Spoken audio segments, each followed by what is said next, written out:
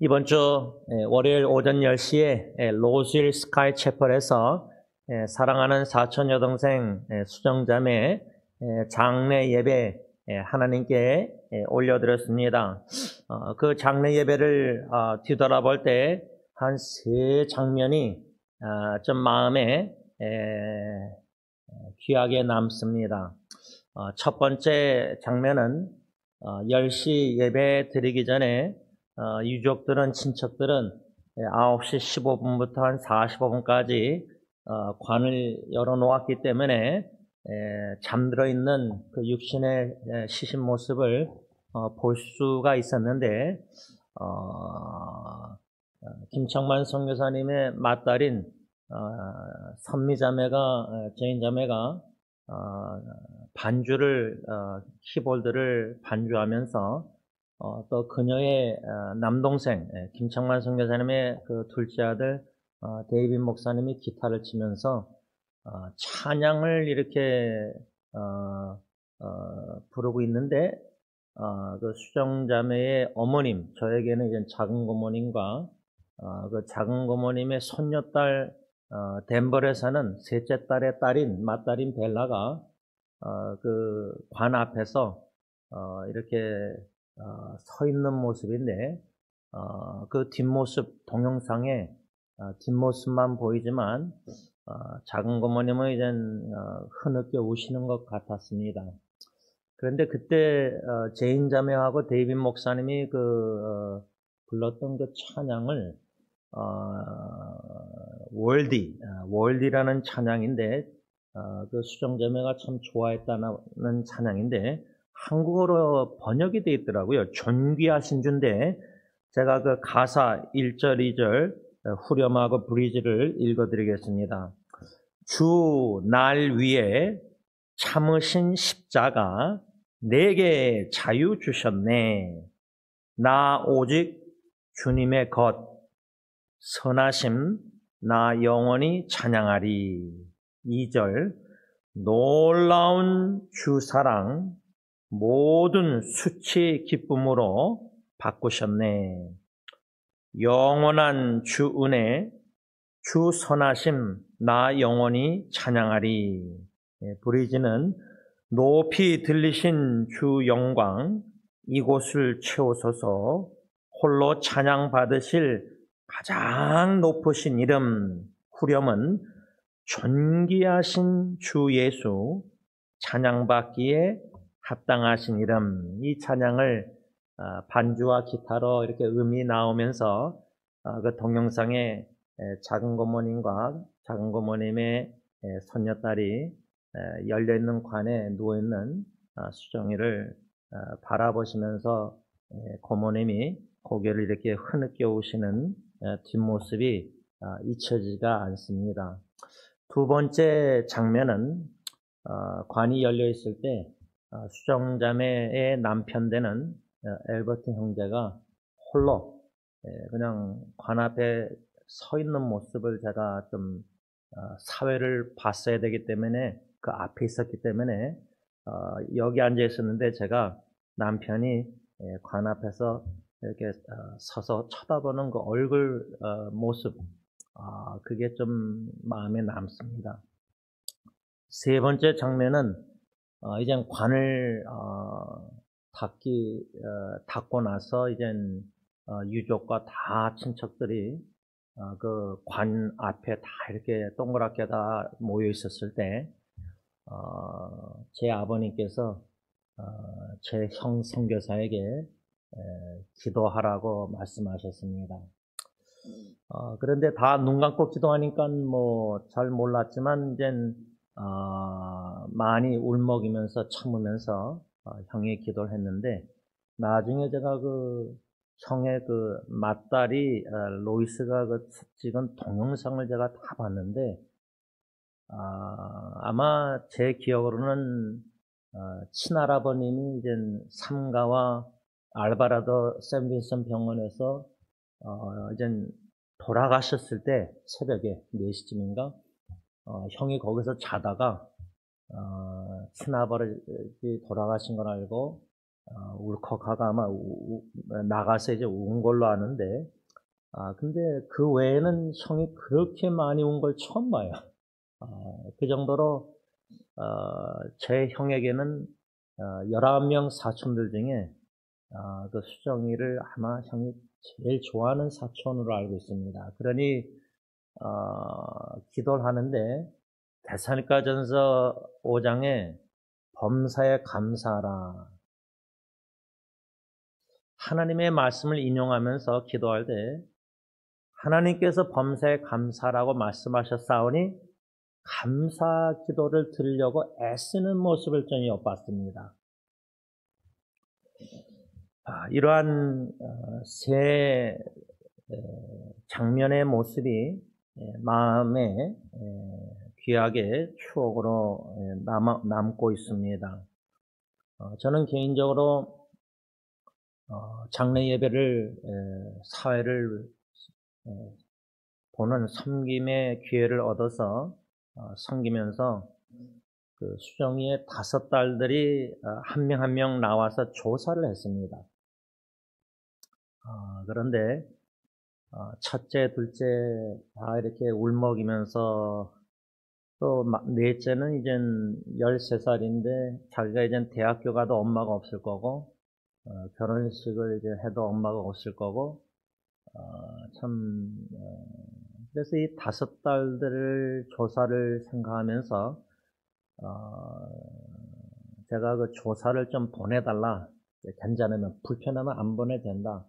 왜냐하면 너희들이 보내주면은 문자로 제가 5명한테 다 보냈는데 이거를 내가 한국어로 번역해서 너희 할아버지 할머니 집안의 어르신들에게 한국어로 알려드리면 너희들을 위해서 더 그 마음을 좀 더 이해해서 기도하지 않으실까 그랬는데 셋째 16살 된 셋째 케이트가 문자로 보내서 제가 한국어로 번역해서 나눴는데 그 글을 읽으면서 조사를 읽으면서 이 셋째 딸 16살이 얼마나 엄마의 사랑이 그렇게 최고인지를 느낄 수 있을 정도로 참 조사를 마음의 글을 귀하게 썼더라고요. 그럴 때 제가 그 엄마의 사랑은 항상 하나님 사랑 다음에는 엄마 사랑이라 저도 그렇게 생각하는데 그 엄마의 사랑을 생각할 때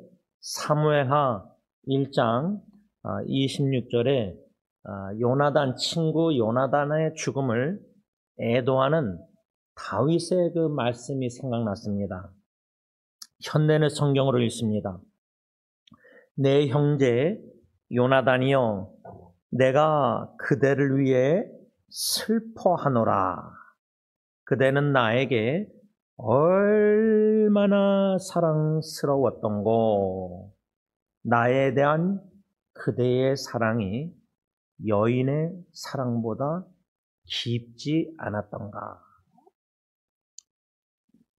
사랑의 깊이, 특히 요나단이나 다윗은 친구의 우정의 사랑이라고 한다면은 남편과 아내, 부부, 배우자의 사랑의 그 깊이는 사랑하는 배우자가 떠났을 때 얼마나 그 사랑이 깊었던가, 얼마나 나에게 컸던가, 얼마나 위대한 놀란 보배로운 사랑인가를 떠나보내고 나서야 더 깊이 깨닫게 되지 않나 생각합니다. 제가 선물 받은 책 유진 피를슨 목사님의 하나님을 경외하는 다윗 그 책에 유진 피를슨 목사님이 이러한 말을 했습니다. 코테이션합니다. 죽음을 애도하는 것은 혼자 슬퍼하는 것으로는 충분하지 않습니다. 그 슬픔을 함께하는 친구들이 반드시 필요합니다. 이것이 우리가 장례식에서 비탄에 빠진 친구들과 함께 해야 할 이유입니다. 혼자 슬퍼하고 싶을 때가 더 많습니다.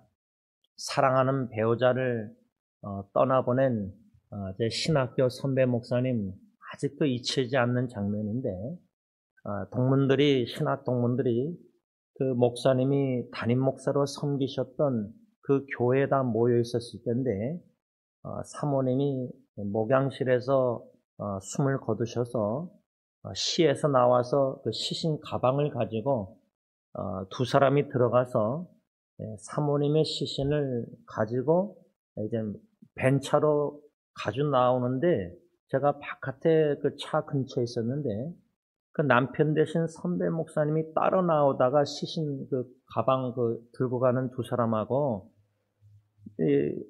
벤차로 시신 따라서 안 오시고 그냥 교회 정문에서 나오시자마자 좌회전해서 교회 뒤로 가시면서 막 우시는 것 같더라고요. 그 장면이 잊히지 않아요. 동문들 앞에서 보이시기가 그러셨는지 혼자만의 슬퍼해야 될 애도할 필요가 있습니다. 그런데 유진 피터슨 목사님 말대로 그것으로 충분하지 않습니다.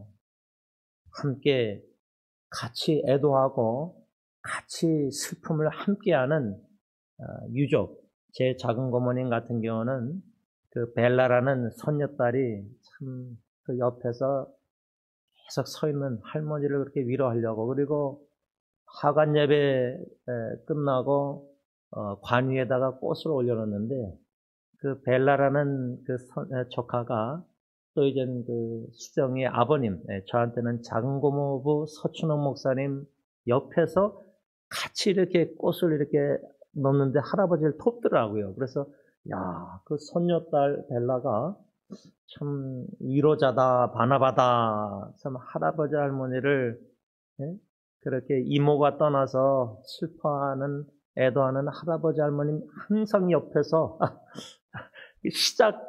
장례 예배 시작부터 있고 하간 예배 끝나고도 또 할아버지하고 옆에 있고 누군가 옆에 있는 것이 필요하다 그 말입니다. 제가 좋아하는 성경 구절 전도서 7장 2절 초상집에 가는 것이 잔치집에 가는 것보다 나으니 모든 사람의 끝이 이와 같이 됨이라. 산자는 이것을 그의 마음에 둘지어다. 그래서 저는 이 말씀을 제가 좋아하고 싶어서 좋아한 게 아닙니다. 여러분, 제가 죽음에 대한 설교를 많이 하게 된 이유가 제가 처음부터 그러지 않았습니다. 제가 서영교회 한국의 청년들 사역할 때 그러지 않았습니다.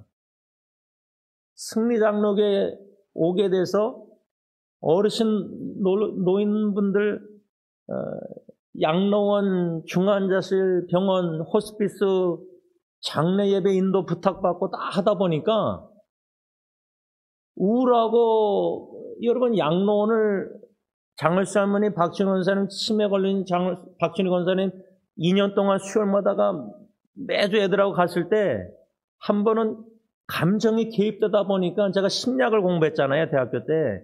이게 감정 개입이 되면 안 되는데 계속 매주 수요일마다 할머니 두 분 가서 뵙고 오면은 마음이 나도 모르게 다운되고 우울해지고, 예? 그래서 아직도 잊히지 않는 장면이, 딜런 예리 의원이 데리고 갔다가 수요 예배 전에 여기 멜로스하고 벌몬길에 맥도날드 거기 놀이터 있잖아요. 거기서 애들 사주고 놀게 한 다음에 저는 그 식탁 테이블에 그냥 고개 숙이고 우울해가지고 눈물이 나오고 마음이 너무 무겁더라고요. 제가 잔치집에, 결혼식에 가는 것보다 장례식에 가기를 더 좋아하게 된 이유가, 이 전도서 7장 2절 산자가, 살아있는 내가 죽으신 분들 장례식 인도하고 가면서 그분들의 관이 땅 깊이 파인 대로 내려가는 모습까지 다 보고, 제 친구도 그렇게 다 봤잖아요. 1월달, 그렇죠? 장례 예배 인도하면서. 그런데 이제 사촌 여동생 장례 예배도 인도하고 하간 예배는 또 설교까지 다 하고, 그러다 보니까 전도서 7장 4절의 현대내 성경, 지혜로운 사람은 죽음에 대해서 많이 생각하지만 어리석은 사람은 눈앞에 보이는 즐거움밖에 생각하지 못한다. 20년 전에 주님께서 내가 네 교회를 세우는 약속의 말씀을 주셔서 한국에서 출연했대.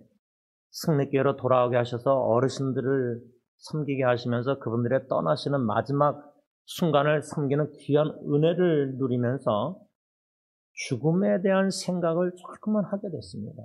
하고 싶어서 한 게 아니라 우울하고 힘들지만 하게 만드셨습니다. 목회하다 보니까.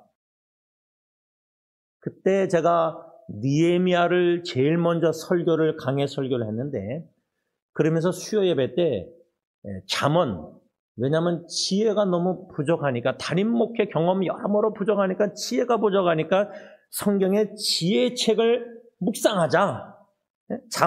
야고보서 1장 5절에 지혜가 부족한 사람은 후히 주시고 꾸짖지 않으시 않게 기도하라. 기도만 하는 게 아니라 지혜 책도 묵상하자. 말씀과 기도를 같이 하자. 그렇게 수요 기도 때마다 잠언이나 다 말씀을 몇 년 동안, 수년 동안 설교하고 그랬는데, 이 전도서 7장 4절, 지혜로운 사람은 죽음에 대해서 많이 생각하지만 어리석은 사람은 눈앞에 보이는 즐거움밖에 생각 못한다. 하나님이 저로 하여금 승리있게 목회하게 하시면서 죽음에 대해서 어르신들 섬기면서 그분들의 모습을 아름다운 추억으로 지금은 남아있죠. 그 순간에는 너무 힘들었고 어려웠지만 떠나시고 나서는 그분들의 추억이, 심지어 박춘희 권사님은 항상 주무시고 장갑 끼시고 근데 내 영혼이 은총 입어 자장가 깨실 때 찬양하면 주무시고 아름다운 추억으로 업그레이드 승화시켜 주셨어요. 아픈 추억들을. 지금 사랑하는 식구를 떠나보낸 유족들은 그 애도의 기간이 적어도 1년은 필요합니다. 적어도 1년입니다. 10년도 가고 5년도 가고, 그런데 그 세월이 지나갈수록요, 그 애도 기간의 슬픔이 하나님이 승화시켜 준다고 저는 믿어요.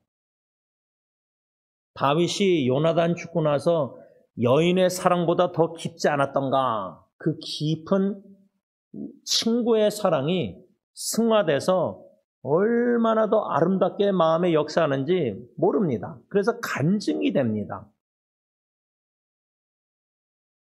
우리가 이 전도서 7장 2절이나 7장 4절 말씀을 기억하면서 결혼식보다 장례식 가기를 더 좋아하자, 더 노력하자.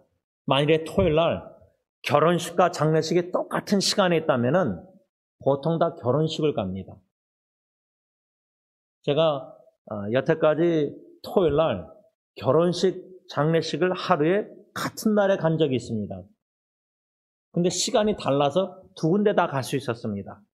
그런데요, 만일의 미래에 같은 시간에 같은 날에 장례식과 결혼식이 있다면 저는 대신대로 장례식을 가려고 합니다. 왜? 전도서 7장 2절 말씀을 믿기 때문입니다. 더 낫기 때문입니다. 산자가 장례식 가서 마음에 깊이 둬야 될 게 뭐냐? 죽음이 나의 끝이구나, 이 땅에서.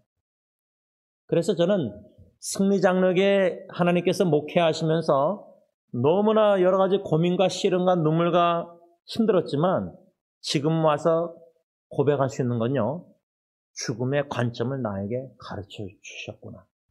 지금도 가르쳐 주시고 계시구나. 제 아내가 100마일을 떴다고 얘기하니까 많이들 안 믿는다고 해서 동문 목사님을 이번 주에 만났는데 한 5번을, 그 중에 한 분이 사모님이 100마일 떴다니까 안 믿는다고 좀 증거를 보내달라고 해서 제가 어저께 100마일 뛴 그 스티커를 보내드렸는데, 사진 찍어서. 마라톤 뛰는 분들은요, 목표 골라인을 향해서 뜁니다. 근데요, 마지막 100마일 중에 마지막 40마일은 혼자 못 뜁니다. 60마일은 혼자 뛰는데 60마일은 100km를 혼자 뜁니다. 27시간 넘게 잠도 안 자고 뛴다 할 때에 60마일 100km는 혼자 뛰었는데 아내가 나머지 40마일은 같이 떠주는 페이스러너들이 2명이 있었습니다. 한 사람이 20마일, 또 다른 사람이 20마일. 그래서 목표를 향해서 끝까지 뛰었습니다. 우리가 죽음의 관점을 가지고 하루하루 산다는 것은 오늘 하루도요, 나의 끝, 피니시 라인, 마라톤으로 말하자면 골라인을 믿음으로 생각하고 오늘 하루 사는 게 지혜로운 자의 삶입니다. 그런데 제 아내가 뭐라는지 아세요? 수정이 사촌동생 장례 예배 끝나고 제 아내가 저한테, 수정이는 자기 5딸을요, 골라인만 딱 뛰면은 마라톤 러너리 100마일 뛰고 나서 골라인 들어가면 안 뛰잖아요. 막 축하받고 막 허가하고 막 이렇게 뭐 목걸이 뭐 메달 따고 그러잖아요. 근데 제 아내가 하는 말이, 수정이는 5딸을요, 피니시 라인에 그만 사랑해도 되는데 그 라인을 넘어서 최선을 다해서 자식들을 사랑했다는 거예요. 저는 전적으로 동의해요. 5딸들을 얼마나 사랑했냐면요, 호스피스 가서 편안하게 이제 약 투입해서 고통 덜하게 죽을 수 있었는데 그걸 거부하고 고통이 계속 심화되는데 중간 자리에서 끝까지. 그래서 사촌동생이 조사하면서 수정이가 중환자실에서 어느 정도로 고통을 참았냐면, 김창만 선교사님이 멕시코 엔사나다에서도 비행기 타고 갈 정도로 오아카 지금 거기가 계시는데, 거기서 티와나 비행기 타고 운전해서 여성교사님 병원까지 온다 그럴까? 이 김창만 삼촌을 보고 싶어서 수정이가 참았어요. 그걸 조사 때 사촌동생이 얘기하더라고요. 여러분, 호스피스 가서 저 같으면 그냥 편안히 잠들고 싶겠더라고요. 그게 이제 피니시 라인이에요. 그렇게 잠들면 피니시에 끝난 건데, 이 수정자매는 그걸 거부하고 끝까지 그 라인을 넘어서서 자식들과 삼촌이나 친척들을 사랑했다는 거예요. 그래서 사랑하는 사람들의 그 투병, 중환자실 호스피스 투병, 또 장례 예배 끝나고 나서도요, 추모할 때에 지혜로운 자는 마음에 깊이 둔다는 거예요. 제가 수정의 그 투병과 자녀들 사랑을 향한 그 마음, 이런 사랑들 계속 지금 묵상하게 하세요. 전도서 7장 3절에 슬픔이 웃음보다 나음은 얼굴에 근심하는 것이 마음에 유익하기 때문이니라. 이거 이해하십니까? 제가 여러분들에게 지금 전도서 7장 2절과 4절을 말씀을 읽어드렸는데, 3절, 그 중간에 있는 3절은 현대인의 성경으로 읽습니다.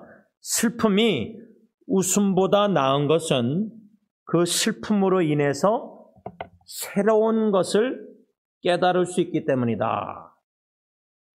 여러분, 결혼식 가서 뭐 같이 기뻐하고 즐거워하고 뭐 먹고 마시고 춤추고 뭐 댄스하고 필요해요. 기쁨이 있어야죠. 그런데요, 왜 그런 웃음보다 기쁨보다 슬픔이 더 유익한가? 왜 마음에 유익한가? 결혼식 가면요, 기뻐하고 즐거워하고 결혼식 끝나고 집에 오잖아요. 뭐 깊은 얘기 합니까? 제가 아내하고 결혼식 많이 다녀보면서 차 타고 오면서 집에 와서도 그 부부 참 잘 인고 부부 같고 뭐 어쩌고 이렇게 얘기하지, 깊은 대화할 내용이 별로 없어요.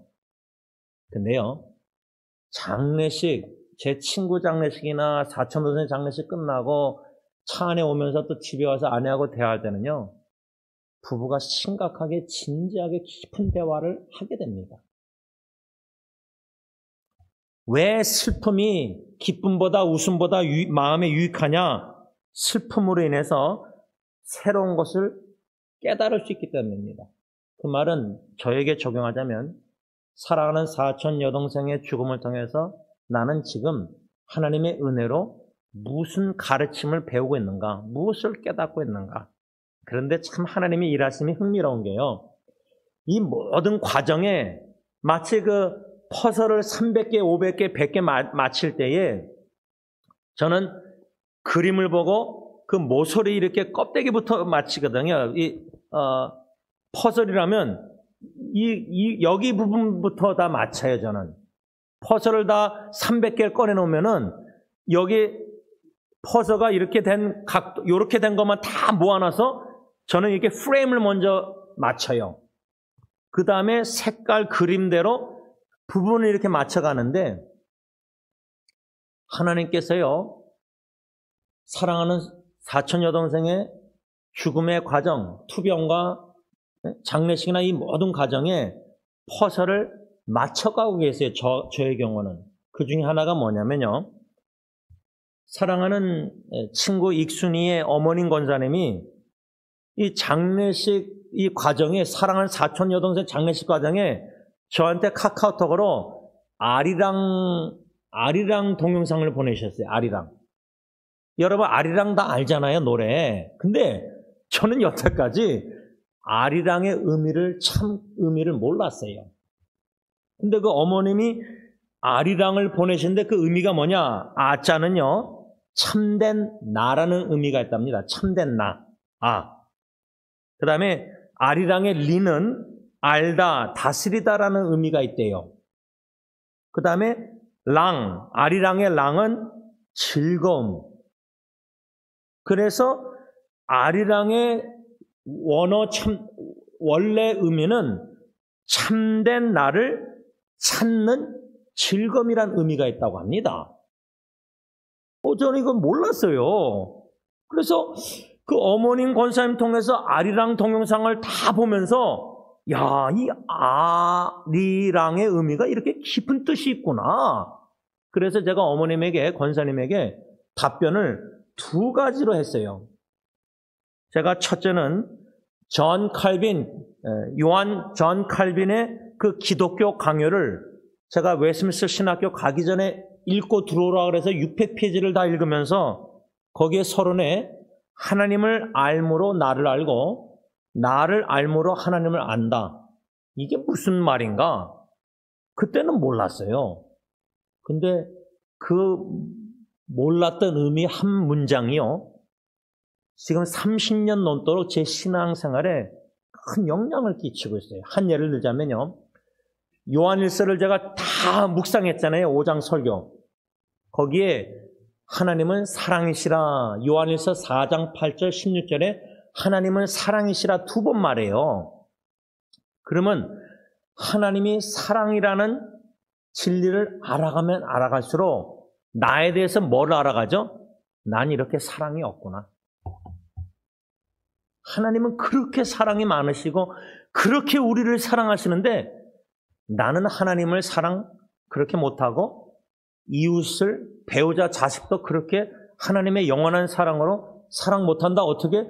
섬김의 지경을 넓히라 그래서 섬겨야 되는데 아내, 자식 2딸이 지금 방학이라서 일본에서 와서 섬기는데 설거지하는 것도 싫어하는 거예요. 그것도 섬기기가 싫은 거예요.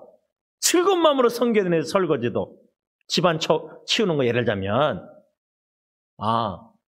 사랑의 하나님을 알아가면 알수록 깨달고 경험할수록, 특별히 사랑하는 사람들의 죽음을 통해서 장례 예배 모든 걸 통해서 하나님의 사랑을 깊이 깨달아 알아갈 때에 나는 이렇게 사랑이 없구나. 이것을 제가 친구 어머님 권사님에게 나눴고, 둘째로 나눈 것은 이번 장례식을 통해서 그 슬픔과 애도에 대해서 제가 나누면서 그 어머니께 뭐라 하냐면, 저의 경우는 아리랑, 참된 나를 알아감으로 즐겁다 했는데, 저는 이번 장례식을 통해서요, 무슨 깨달음을 하나님이 주시고 계시냐면, 시편 23편에 사망의 음침한 골짜기를 다닐지라도 있잖아요. 그것을 아리랑으로 말하자면 고개가 나오잖아요, 고개. 근데 저는 죽음의 고개를 사망의 음침한 골짜기를 걸어감으로써 나 자신에 대해서 하나님이 귀한 깨달음을 주시고 계십니다. 그 깨달음이 뭐냐? 나는 너무나 거짓되다. 나는 너무 위선적이다. 이것을 죽음의 고개를 통해서 깨닫게 하고 계시다고 고백하고 나눴어요. 제가 기뻐하고 즐거워하고 슬픈 일이 없고 그냥 모든 게 잘 되고 그러면은 그런 깊은 묵상을 하게 됩니까? 못해요. 그래서 슬픔이 유익한 거예요. 깊은 슬픔이 왜 웃음보다, 큰 웃음보다, 기쁨보다 더 마음이 유익하냐면 사랑하는 사람들의 떠남을 통해서 애도하면서 깊이 슬퍼하면서 나 자신에 대해서 성령님이 깊이 적나라하게 들춰내시고 깨닫게 하셔서 직시하게 하신다는 거예요. 보게 하신다는 거예요. 그 보는 건 너무 싫죠. 그 왜 사랑하는 수정이 관을 닫았냐면 그 5딸들이 그 시어머니도 그 앞으로 안 나오더라고요. 그 시신 모습을 보는 게 너무 힘들었던 거예요. 심지어 그 남편 엘버트의 어머님은 제가 그 스카이체퍼 들어가기 전에 그 게스트북에 이렇게 쓰고 하잖아요. 근데 그 남편하고 그 시어머님 그 어머님이 거기 그냥 뒤에 게스트룸 거기 북 쓰는데 뒤에 앉아 계시더라고요. 그래서 제가 어머님 인사드리고 남편한테 악수한 다음에 들어가서 이러다가 나중에 나와가지고 어머님 더우시니까 그냥 여기 안에 에어컨디션 있으니까 이 채플 안으로 들어오시라고 모시고 들어오는데 관이 열려 있으니까 못 보시겠다 해서 맨 뒤에 스카이채플 뒤에 그 나무 벽에 그 의자 앞에 거기 앉아 계세요 그랬어요. 근데 보니까 5딸들도 엄마의 그 모습을 보기 힘들어서 관을 닫기 전에 혹시나 보고 싶은 분 한 번 더 오시라는데 아이들이나 시어머니는 못 오시더라고요. 여러분, 사랑하는 사람 누워있는 그 관 안에 그 직시하는 거 보는 거요. 그거 쉽지 않습니다.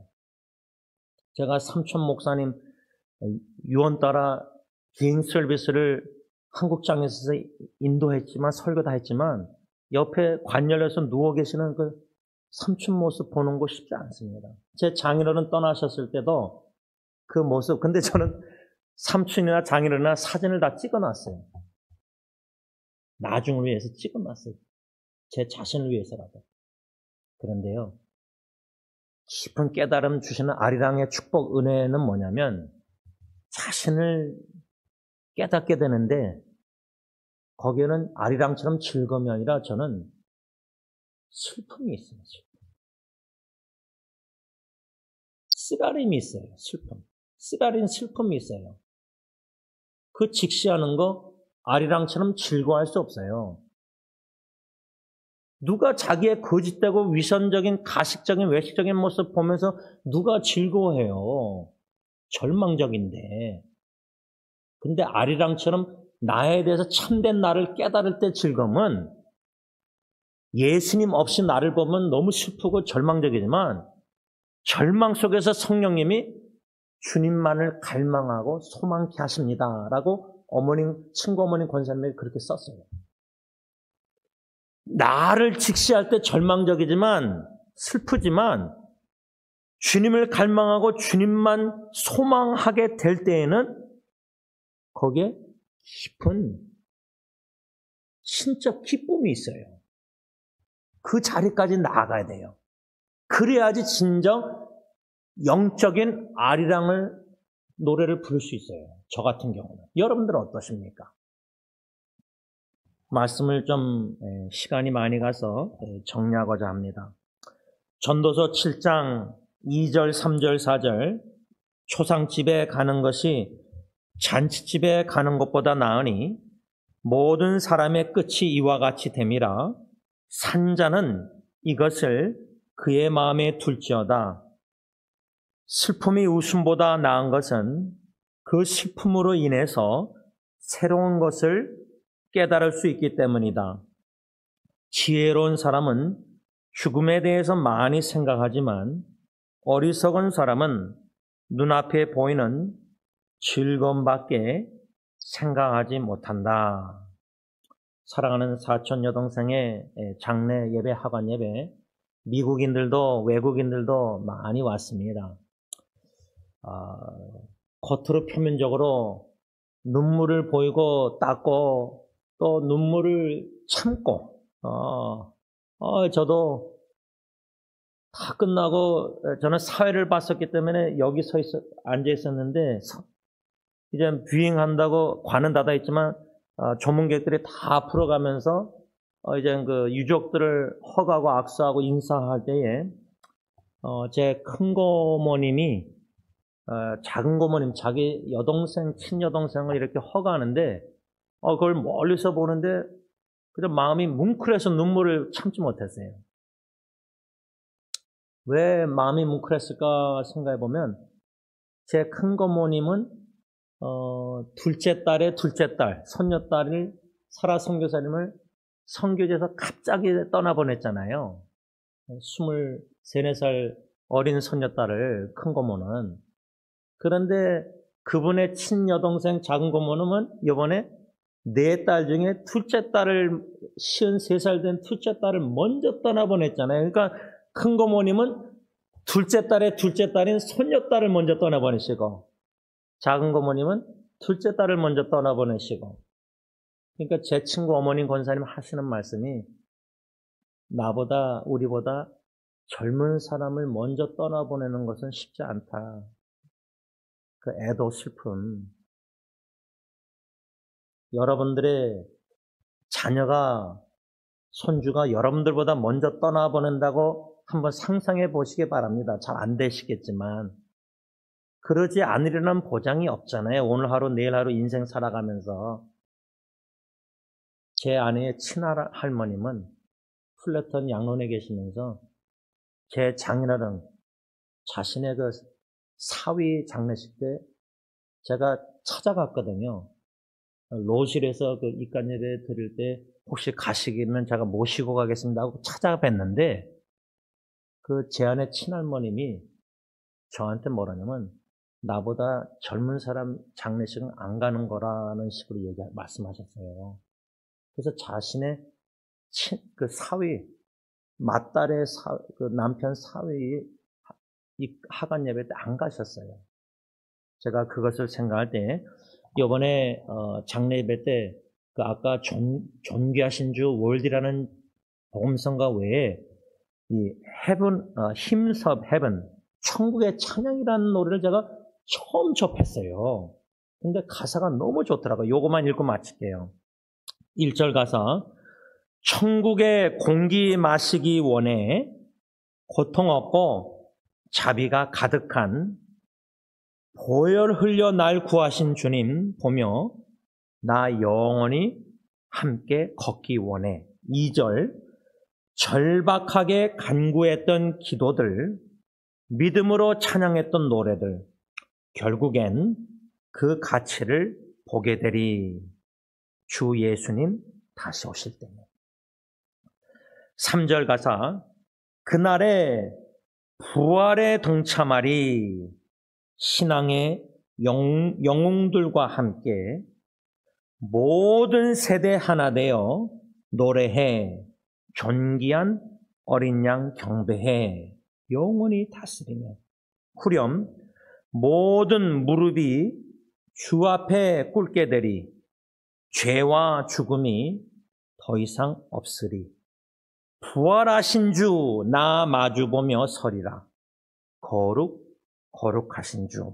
그 다음에 한 부분 가사가 온 성도와 천사 함께 경배하네 많은 물소리로 주님을 경배해 오직 주께 영광 무덤이 계신 주님께 거룩하신 주. 기도하겠습니다. 사랑의 주님 천국의 찬양을 믿음으로 소망하며 기대하고 기다립니다. 새하늘과 새 땅 새 예루살렘에서 영원히 주님과 함께 살면서 걸으면서 천국길을 영원히 주님을 찬양 경배하는 그날 그 순간을 믿음으로 상상하며 소망하며 기도하며 기대하며 기다립니다. 이 땅에서 사랑하는 사람들, 배우자, 부모, 자녀, 형제 한 분 한 분 친구 떠나보내면서 나보다 더 젊은 사람들을 떠나보낼 때 그 깊은 슬픔, 애도가 있다 할지라도 주님께서 아리랑 참된 나를 깨달아 알게 하시되 그 깨달음 속에 깊은 슬픔이 있다, 쓰라름이 있다 할지라도 주님을 더욱더 갈망하게 되고 주님을 더욱더 간절히 소망하게 되기에 주님만 바라볼 때에 그 쓰라린 슬픔도 돌이켜 신적 기쁨과 즐거움을 맛보게 하실 줄 믿습니다.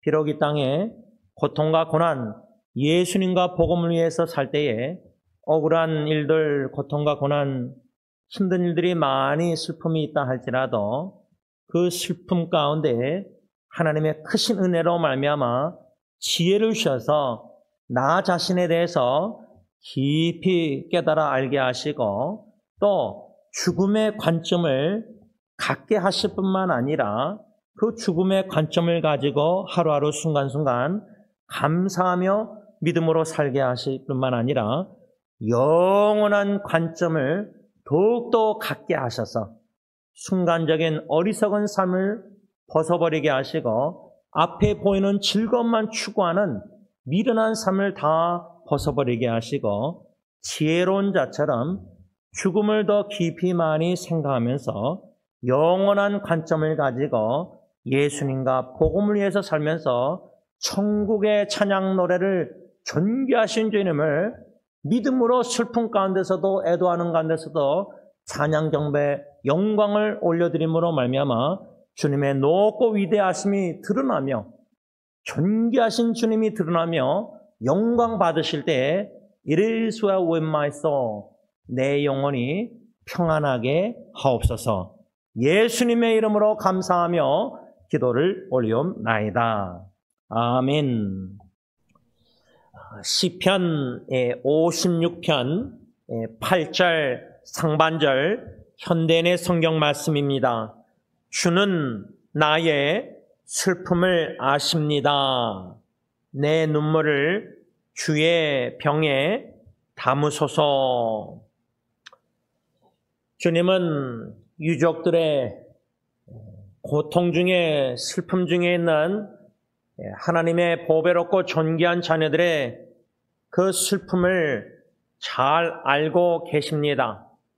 그리고 주님은 우리 각자의 눈물을 주님의 병에 담아 주신다. 이 말씀을 생각할 때에 적어도 제 마음의 병에 지난날에 사랑하는 사람들의 귀한 소중한 눈물이 있습니다. 한 4분의 눈물을 짧게 나눈다면 제일 첫째로 제 마음의 병에 있는 눈물은 첫째 아기 주영이가 제품에서 죽었을 때에 청진기로 의사가 와서 심장에 대고 사망했다고 말해줬을 때 그 아기의 얼굴을 보니까 오른쪽 눈가에 눈물이 고여 있었습니다. 그 첫째, 그 아기의 주영이의 눈물이 제 마음의 병에 소중히 간직하고 있습니다. 두 번째 눈물은 제 아내가 흘렸던 눈물로서 주영이가 죽어갈 때 중환자실에 제가 가운을 입고 손 씻고 들어가려고 했더니 의사가 빨리 죽게 하겠느냐, 천천히 죽게 하겠느냐, 그러면 천천히 죽게 해달라 말하고 들어갔는데 그 인큐베이터를 그 아기가 누워있는 거기서 한 6feet 떨어져 있는 아내가 하염없이 흘렸던 그 아름다운 눈물을 저는 평생 치매가 걸리지 않는 이상은 잊지 못하겠습니다. 동시에 제 아내가 아기의 뼈가루를 뿌리고 오는데 배 앞면에 있었고 저는 뒷면에 있었는데 뒤돌아보면서 아내가 타이타닉이라고 한마디 하고 흘렸던 그 눈물이 제 마음의 병에 있습니다.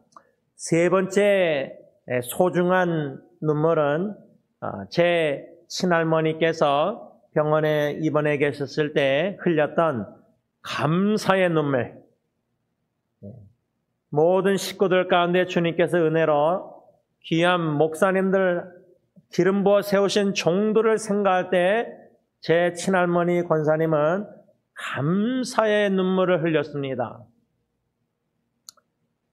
네 번째 한 가지 더 눈물을 나눈다면 제 할아버님께서 할머니 떠난 후에 약 1년 후에 병원에 입원해 계셔서 폐암으로 산소호흡기를 끼고 계셨을 때 제가 주일 오전에 찾아뵙고 병실에 계셨던 큰 고모님 권사님과 함께 예배를 드릴 때에 마지막 기도로 예수님의 이름으로 기도합니다. 아멘하고 제가 눈을 떴는데 산소호흡기 끼고 누워 계신 친할아버지 눈가에 오른쪽에 눈물이 줄줄 흘리고 있었습니다. 여러분, 우리 각자가 지내온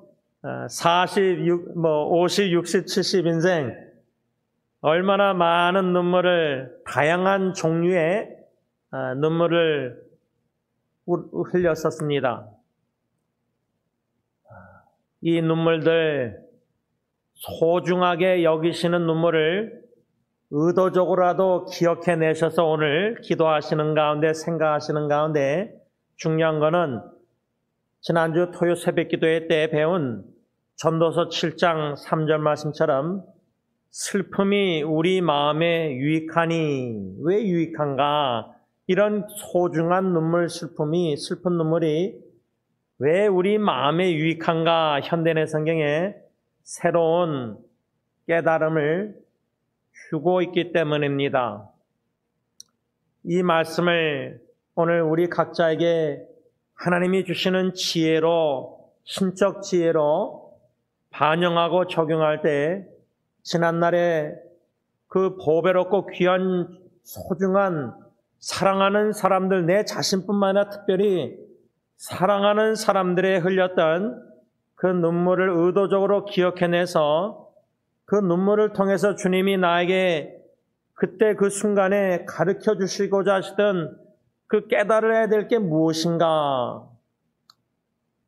저의 경우는 아기의 눈물이나 사랑하는 아내의 눈물이나 친할아버지, 친할머니 눈물, 그 외에도 아버님, 어머님, 또 장인, 장모님, 참 사랑하는 식구들의, 또 자녀들의, 친척들의, 친구들의, 또 근래에는 유족들의 보이는 눈물과 장례 예배 때는 그 눈물을 억제하고 흘리지 않으셨지만 자녀를 먼저 떠나보낸 부모님들의 그 마음의 눈물도 저는 묵상하며 되풀이 생각하며 그분들의 마음은 어떠하실까 생각합니다.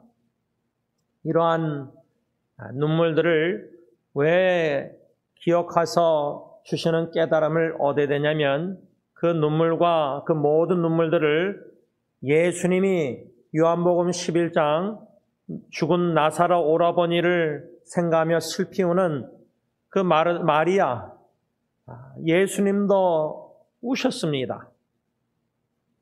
예수님의 눈물, 참 보배롭고 귀한 소중한 예수님의 그 이웃사랑의 눈물을 우리가 배우고 깊이 깨닫기 위해서는 우리가 그리도 사랑했던 사람들의 흘렸던 그 눈물들을 의도적으로라도 기억해내서 마음에 유익되게 해야 합니다.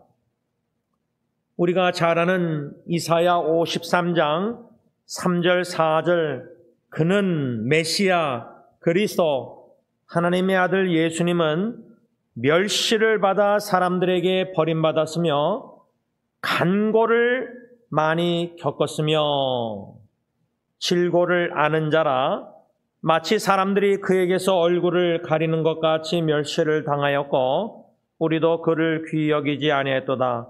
그는 실로 우리의 질고를 지고 우리의 슬픔을 당하였거늘. 사랑하는 자녀의 참 엉엉 흘렸던 울었 그 눈물들, 슬픔, 우리가 자녀의 슬픔을 대신 당할 수 있습니까? 예수님은, 메시아는, 그리스도는 우리의 슬픔을 당하셨다. 그 예수 그리스도 메시아를 가리켜 이사야 선자는 강고를 많이 겪으신 분이다. 영어로는 a man of sorrow, 슬픔의 사람. 또 다른 말로 하면 예수 그리스도는 비애의 사람이라 이렇게 성경은 말씀하고 있습니다. 그런데 우리는 기쁨의 사람이 되고 싶고 웃고 즐거워하고 먹고 마시면서 해피하길 원하지요. 예수님처럼, 그리스도처럼 슬픔의 사람, 비애의 사람.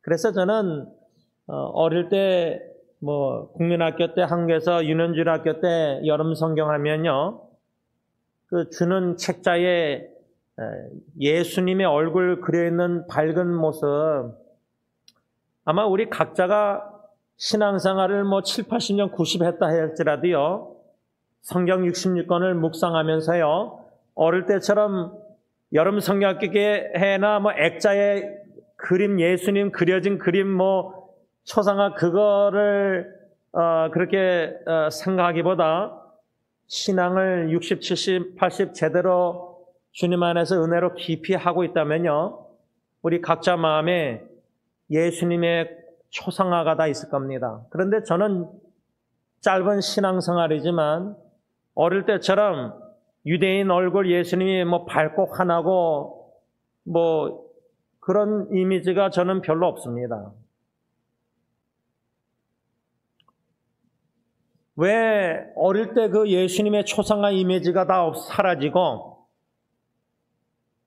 오히려 우는 자와 함께 우셨던 슬픔의 사람, 비애의 사람 예수님이 더 마음에 친근감을 느끼고 있는가? 그래서 성경은 물론 즐거워하는 자와 함께 즐거워하고 우는 자와 함께 울라 그랬는데, 주위에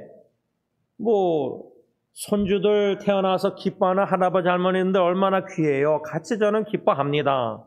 참 감사하고 하나님의 은혜고 선물이고, 귀한 우리 성도님들의 후손들이, 갓난아기부터 태어난 아이들이 그들이 살아가야 될 미래의 이 현실을 믿음의 눈으로, 종말의 관점으로 바라보면은, 저는 할아버지가 아니라서 잘 모르지만 그저 목사로서는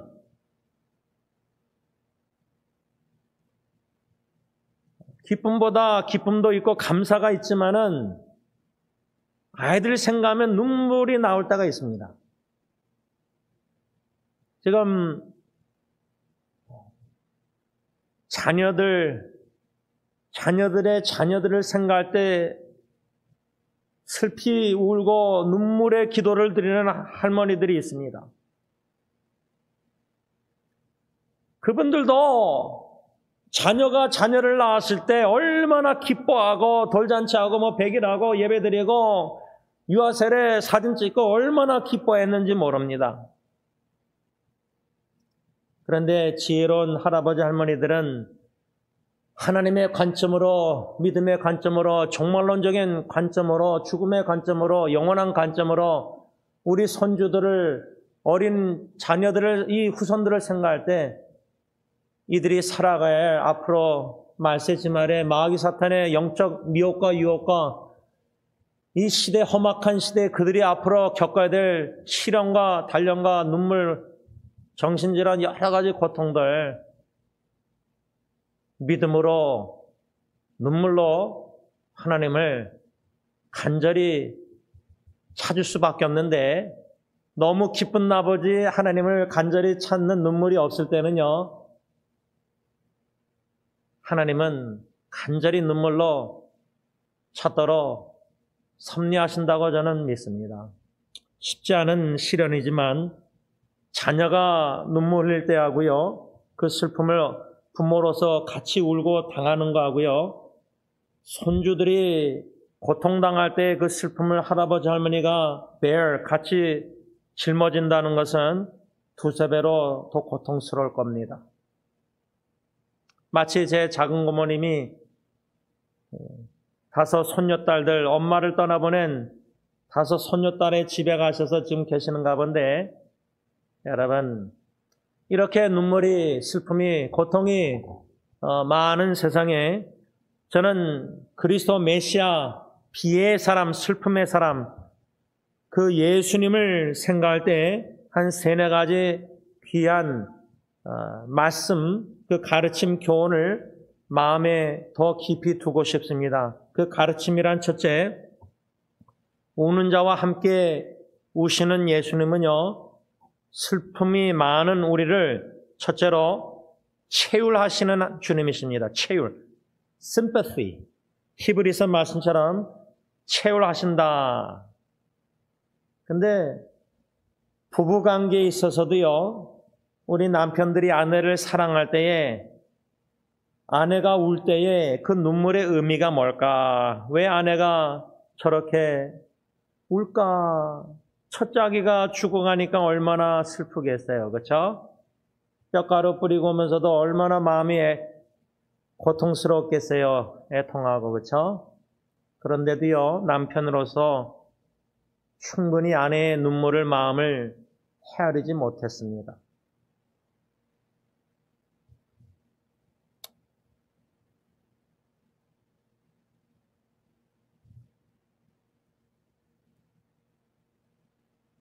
예수님은 제 아내나 여러분들 모든 자매님들, 또 우리 남편들의 마음의 눈물도 그 의미, 왜 우는지 슬퍼하시는지 주님은 다 아시고 느끼시고 체휼하신다. 이것을 첫 번째 가르침, 믿고 의지하고 더욱더 이 진리를 묵상하는 가운데 깨닫고 싶습니다. 둘째로 우리 주님은 우는 자와 함께 우실 뿐만 아니라 우는 자 대신, 우리 대신 슬퍼하시는 주님이시다. 우리 대신 우신다 할 때요, 제 친구 익순이 갑자기 죽고 나서 장례식 때 그 부모님은, 장로님 권사님은 장례 예배, 하관 예배 때 눈물을 보이지 않으셨습니다. 그렇다고 눈물을 흘리지 않으셨느냐? 표면적으로는 안 흘리셨지만 그 부모님의 마음은 얼마나 슬피 우셨을까? 마음의 눈물. 주님이 대신 우신다. 천상에서 지금 우리를 위해서 하나님 우편에서 기도해 주시면서 우신다. 저는 그렇게도 묵상합니다. 한 가지 더, 세 번째로 시편 30편 11절 현대인의 성경, 그때 주께서는 나의 슬픔을 변하여 기쁨이 되게 하셨으며 내게서 슬픔의 옷을 벗겨주시고 기쁨의 띠를 띄워주셨습니다. 이 말씀에 근거해서 세 번째 한 가지 더 진리 가르침은요, 하나님 주님은 반드시 우리의 슬픔을 변하여 기쁨이 되게 하시는 주님이십니다. 그것을 저는 성경 66권 중에 룻기서에 나오는 나오미, 즐거움, 나의 즐거움이란 뜻을 가지고 있는 이름 나오미, 그러나 가뭄이 들어서 고향을 떠나 모압으로 가서 남편 엘리멜렉 죽고 두 아들 죽고 두 며느리 중에 이방 모압 여인 룻과 함께 유다로 돌아왔을 때 베들레헴 사람들이 나오미다 나오미다 하니까 나를 나오미라 부르지 말고 마라, 마라의 쓴물처럼 마라. 얼마나 괴로웠으면 쓴맛, 인생의 쓴맛을 본 나오미. 그런데 그녀의 슬픔을 돌이켜서 룻기 1장 말고 마지막 장 보면요, 며느리 룻이 보아스와 결혼해서 재혼해서 오벳을 낳았는데 다윗 할아버지, 하나님은 나오미의 눈물을 돌이켜 슬픔을 돌이켜 기쁨을 주셨습니다. 저도 첫째 아기 죽고 나서 그리도 원했던 둘째 아들이 태어나지 않았지만 하나님의 때에 딜런을 주셨을 때 회복의 사랑, 슬픔을 돌이켜 놀라운 기쁨을 주셨습니다. 이 세 번째 진리를, 가르침을 우리가 잊지 말고 명심하고 주의 유족들의 그 마음이나 표면적인 모든 그 슬픈 눈물들, 그 애도의 기간이 1년이든 5년이든 10년 걸리겠지만 추억들이 너무나 많지만 사랑의 아름다운 고통의 추억들도 반드시 하나님은 그 슬픈 눈물을 승화시켜 주셔서 하나님의 놀라운 깊은 영원한 사랑을, 구원의 사랑을 깊이 깨닫게 하셔서 기쁨, 그 눈물 슬픔을 돌이켜 하나님의 신적 기쁨으로 변하게 해줄 줄 믿고 우리는 믿음으로 기도할 뿐입니다. 저는 2019년 약 5년 전 1월, 참 희한했던 게 아마 그 해뿐만 아니라 한 2, 3년 정도 매년 1월 달에 어려운 일들이 목회 가운데 있었습니다. 제 기억으로는 2019년도는 여성도님 한 분이 정신질환으로 고생하시는 분이 조울증으로 거의 자살 시도인지 해가지고 참 어려움이 있었습니다.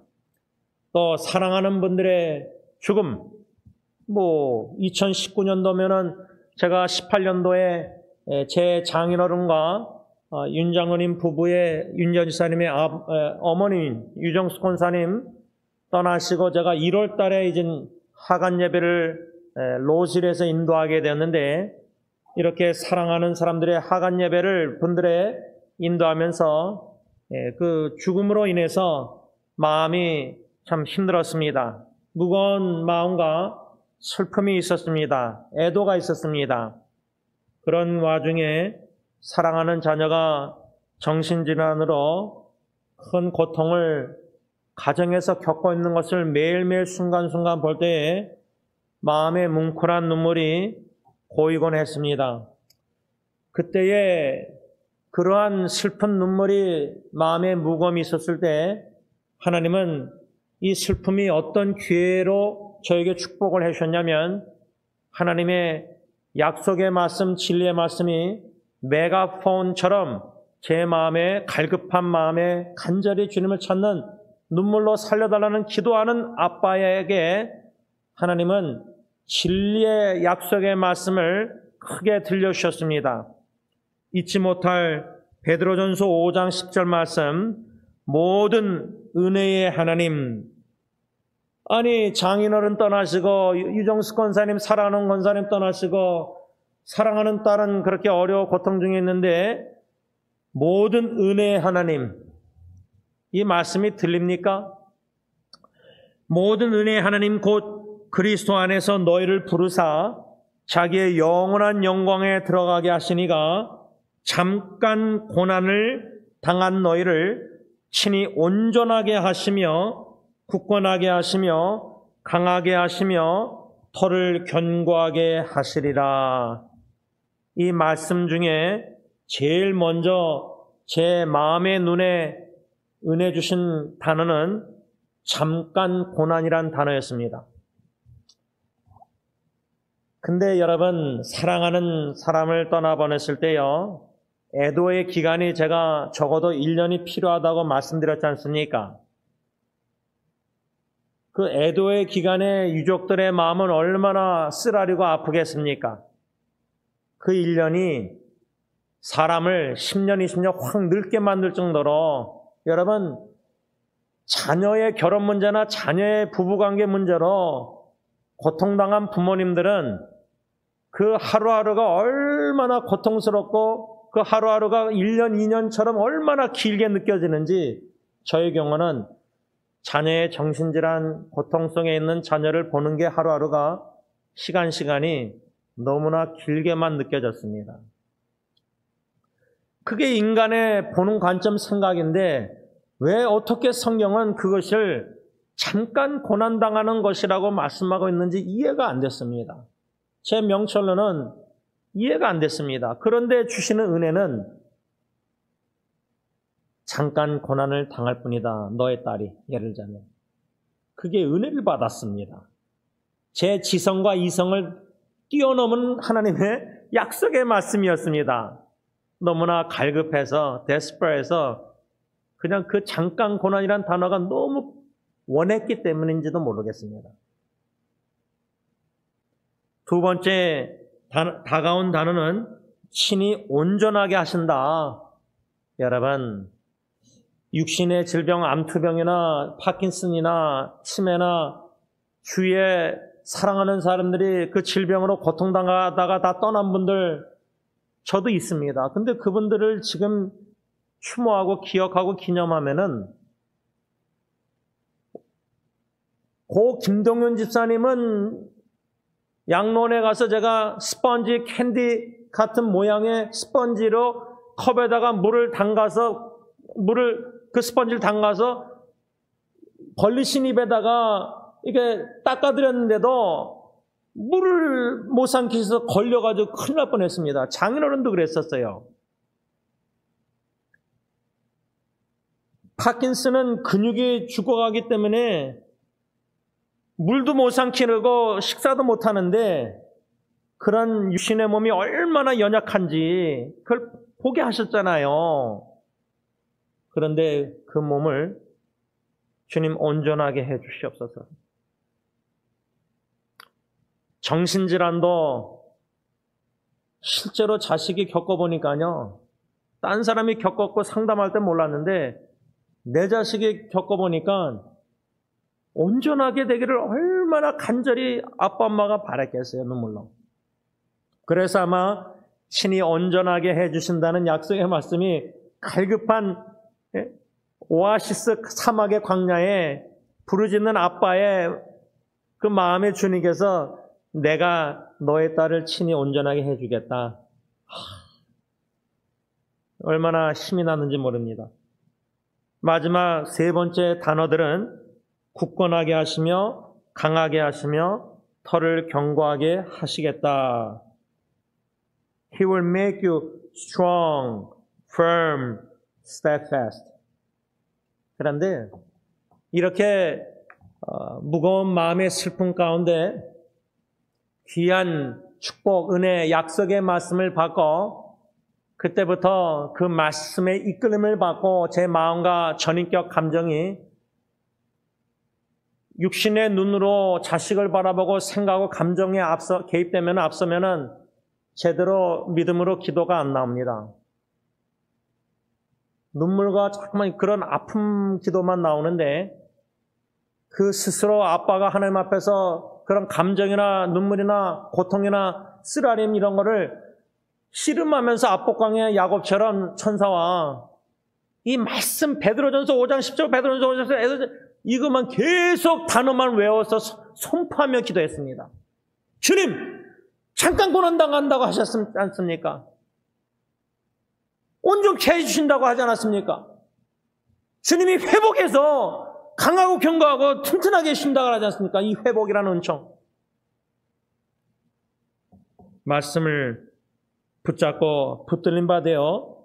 그 말씀을 주님께 선포하며 기독해 만드셨다는 겁니다. 그래서 여러분, 가정에 사랑하는 사람들의 죽음이나 고통이나 그 큰 무거운 마음과 슬픔은, 아픔은, 고통, 애통은요, 하나님의 귀한 약속의 진리의 손길 그 음성을 듣는 너무나 좋은 기회고요.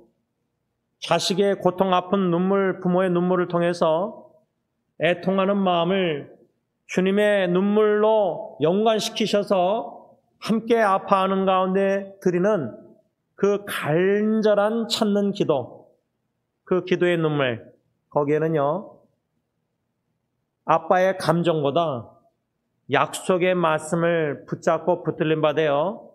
아빠, 아버지 하나님을 간절히 갈급하게 사슴이 시냇물을 찾기에 갈급한 그런 갈망, 그 눈물로 하나님께 간구하게 만드시는 너무나 귀한 좋은 기회라 그 말입니다. 저는 2019년 1월을 그렇게 시작했는데 12월에 가서는요, 하나님의 놀란 참 슬픔을 돌이켜 기쁨을 주시는 하나님의 큰 은혜를, 깊은 은혜를 누리게 되었는데, 그 2019년 12월에는 1월처럼 감당하기 힘든 마음의 무거운 슬픔이 아니라 주님으로 인해 약속의 말씀을 붙들림 받은 바 넉넉히 감당케 하시는 하나님의 은총을 누리게 되었습니다. 1년. 시작은 무거운 마음 슬픔으로 애도로 고통으로 시작했지만 그 한 해 12월 결산하면서는 넉넉히 이기게 하시는 로마서 8장 그 말씀처럼 넉넉히 이기게 하시는 주님의 은총을, 귀한 은총을 받아 누리게 되었다는 겁니다. 그러하면서 그 12월 달에 간절히 하나님께 눈물로 구하게 하신 기도 제목이 있었습니다. 그것을 기록해 놓았는데 한마디로 주님께서 제 마음에 순교의 선물을 구하게 하셨습니다. 눈물로. 요한계시록 6장 9절에서 11절에 근거한 하나님의 말씀과 예수 그리스도의 복음 증거로 말미암아 죽임을 당하는 영혼이 되게 하옵소서, 이런 기원하는 마음을 저에게 주시사 그 2019년 12월 달에 아빠 아버지께 기도를 드리게 하셨다는 겁니다. 말씀을 정리하면서 우리 각자가 지난날에 사랑하는 사람들 고통이나 아픔이나 또 심지어 투병이나 죽음 장례 예배를 통해서 우리 각자가 깊은 마음의 속에 눈물을 흘렸던 적이 다 있으셨을 겁니다. 오늘 이 밤에 그 눈물을 다시금 끄집어내셔서 마음 깊은 속에 직시하시는 가운데 하나님의 관점으로 이 눈물을 첫째 하나님은 결코 허비하지 아니하신다. God will never waste my tears in my heart. 내 마음의 병에 있는 소중한 눈물을 우리 주님은 절대 결코 허비하지 아니하신다는 사실을 믿으시기 바랍니다.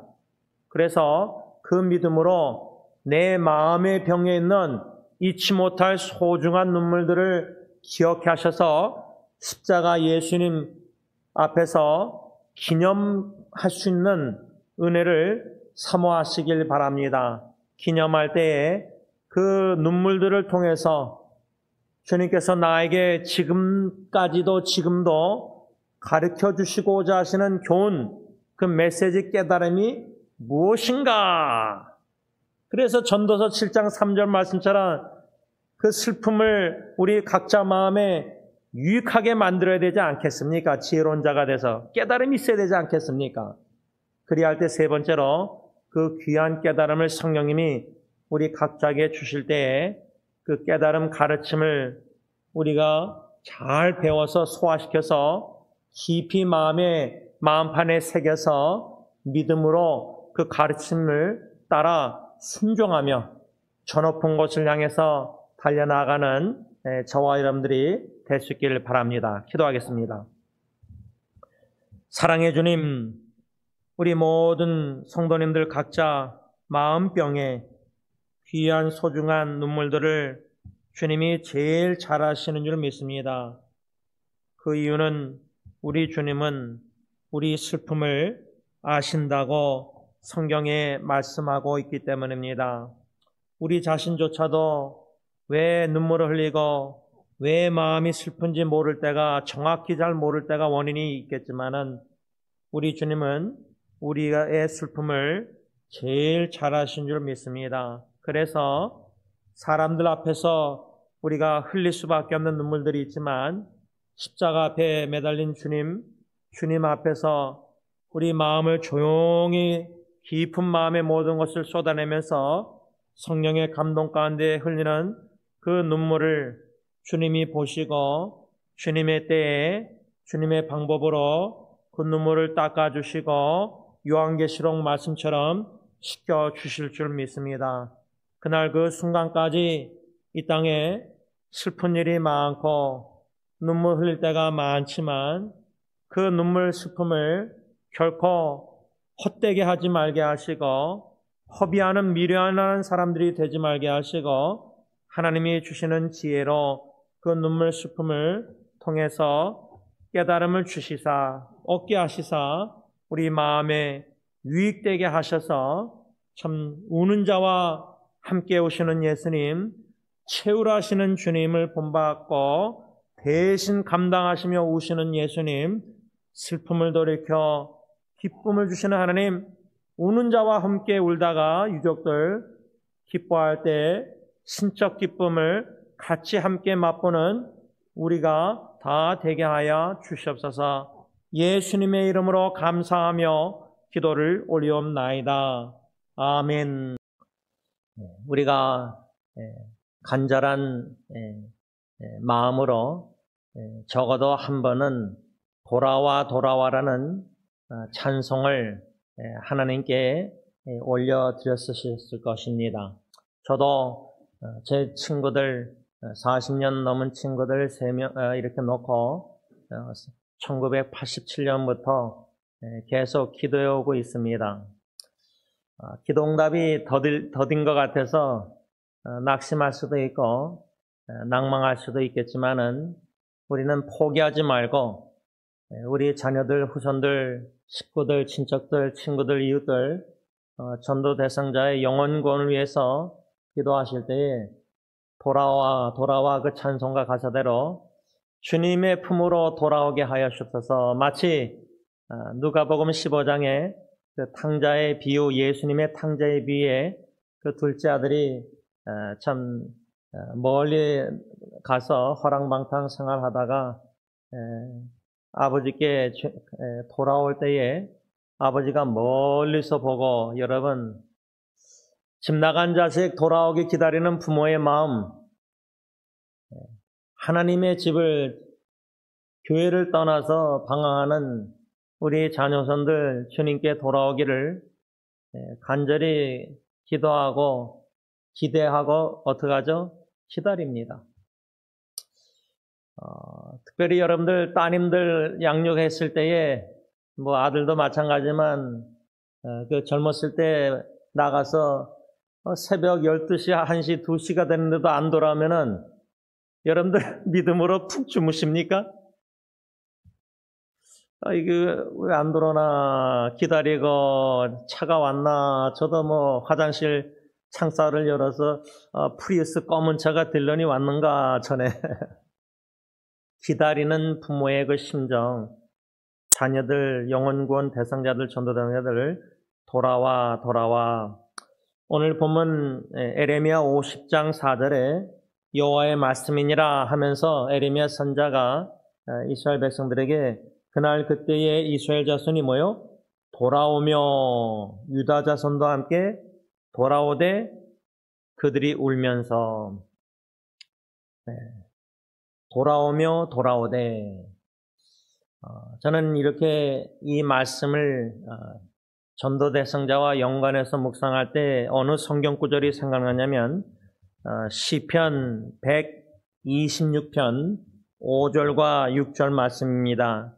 눈물을 흘리며 씨를 뿌리는 자는 기쁨으로 거두리로다. 울며 씨를 뿌리러 나가는 자는 반드시 기쁨으로 그 곡식단을 가지고 돌아오리라. 제가 이 말씀을 좋아하는 이유가 1987년도부터 전도 대상자 친구들 위해서 기도할 때 그들을 만나고자 주말이나 다가가서 함께 시간을 보내면서 헤어져서 집으로 돌아갈 때 밤이든 새벽이든 한 번은 새벽 3시에 신혼초 때 들어와가지고 아내가 그 잠을 안 자고 있어가지고 새벽 6시까지 3시간 침대에 누워서 대하면서 제 마음을 나눴습니다. 사랑 아내에게. 내 친구들, LA 친구들, 전도사장 친구들, 중학교 때부터 한 친구들, 그들의 영혼권이 당신의 남편의 간절한 소원이다. 기도다. 소원 기도다. 3시간 대화를 했는데 그 후로는 아내가 제가 LA 친구들하고 만난다 해서 시간을 보내면 전화도 하지 않고 뭐 걱정해서 기다리지도 않고 그런 간절한 소원 기도를 그때부터 드리면서 만나고 헤어져서 새벽에 돌아올 때요 많이 울었습니다. 왜 울었을까? 지금 이렇게 웃으면서 뒤돌아보면요 좀 어떤 슬픔 눈물이라 할까 하면은 아픈 마음이 아파서 울었던 것 같아요. 물론 영혼 구원에 있어서 불쌍한 마음도 뭐 들었겠지만 저의 경우는 대부분 많이 마음이 아팠던 것 같아요. 그래서 처음에는 많이 울면서 집으로 돌아왔는데 참 희한한 것은 영혼 구원을 위해서 친구들 위해서 기도를 80점도 쭉 해오면서 뭐 그들이 획기적으로 변화돼서 뭐 교회 나오고 뭐 구원받고 그게 아니라 오히려 변하지 않는 것 같은 느낌도 들 정도도 있을 때가 있지만 낙심이 될 수 있었지만 하나님의 은혜가 뭐였냐면요. 그들을 위해서 기도하는 저를 마음을 변화시켜주고 계셨습니다. 한 번은 제가 대학교 다닐 때 제가 대학교 1학년 때 이제 예수님 영접하고 구원의 확신가에 헌신해서 목사 되겠다 그때 그랬지 않습니까? 그 후에 이제 제 생일날 친구들이 몇 명이 이제 얼바인까지 운전하고 내려와서 생일 축하한다고 저를 위해서 그래서 그 어느 클래스 방 안에 빈 방에 룸에 들어가서 축하받고 하는데 막 이제 좀 취하다 보니까 제가 기억으로는 막 서로 막 주먹으로 때리고 막 하던 그런 좀 어렴풋이 그런 기억이 나요. 그러니까 그 친구들 가고 나서 얼마나 마음이 아파서 슬펐겠어요. 저를 위해서답시고 생일 축하하러 거기까지 1시간 운전하고 왔는데 그렇게 취해가지고 이렇게 싸우고 막 예를 들자면 그렇게 흘렸던 눈물이 이제는 제가 변화돼서 구원의 확신, 구원의 하나님을 믿음으로 바라보게 하셨다는 겁니다. 기도할 때는 그 상황과 환경, 사람들, 친구들 자꾸만 보게 되고 그 같이 뭐 먹고 이럴 때 그런 걸 많이 아픈 추억 이렇게 했는데 기도하는 과정에 주님께서 저의 눈을 친구들에게 초점을 맞추기보다 믿음의 주여 온전케 하시는 주님을 믿음으로 바라보고 주님은 구원의 하나님이시라는 성경 진리 말씀을 믿게 하셔서 그런 가운데 과정에 제가 D.L. 무디 매일 전도했던 그 D.L. 무디 목사님이 그렇게 매일 전도했는데도 두 친구가 전도해도 예수님 안 믿었어요. 그런데 한 명은 D.L. 무디 목사님 장례식 때 예수님 영접하고 다른 한 명은 친구는 D.L. 무디 목사님 죽은 후에 나중에 예수님 영접했대요. 제가 그 간증을 책을 통해서 읽은 후에 은혜 받아서 그냥 믿음으로 친구들을 위해서 하나님께 구원을 위해서 기도할 때에 내가 죽고 나서도 친구들은 하나님의 때가 언젠지 모르니까 영접케 하실 것이다라는 믿음을 주셨어요. 그전에는 제가 죽기 전에 하나님 예수 믿게 하셔서 이 땅에서 주어진 시간 친구들이 함께 동역하면서 주님의 교회를 섬기면서 주님의 나라를 위해서 함께 살기를 원하는 마음이 간절했지만 내 원대로 내 뜻대로 마옵시고 아버지 뜻. 그래서 여러분들의 자녀나 후손이나 부모나 친척이나 영혼 구원 대상자, 전도 대상자들 기도하는 가운데 초점이 그들에게 자녀들 막 교회 안 나가 이렇게 초점 맞춰지는데 기도하는 자가 먼저 변화시킵니다. 제가 이번 주에 좀 어저께도 그러고 그저께도 그러고 좀 문자를 주고받는 한 지체가 있는데 얼마나 마음이 괴로웠으면 얼마나 마음이 힘들면은 저에게 쏟아낼까 문자로 그런 생각이 들 정도인데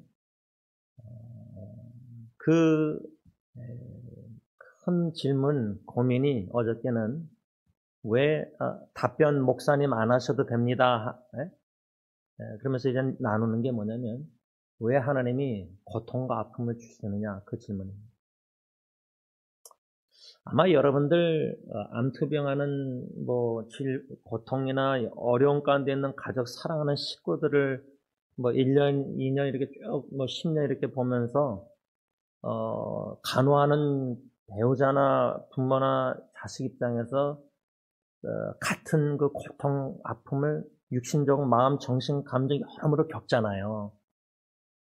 그래서 하나님께 간절히 눈물로 기도하잖아요. 살려달라, 치유해달라, 고쳐달라, 여러 가지 우리가 영혼고뿐만 아니라 질병 사랑하는 사람들 막 기도하잖아요.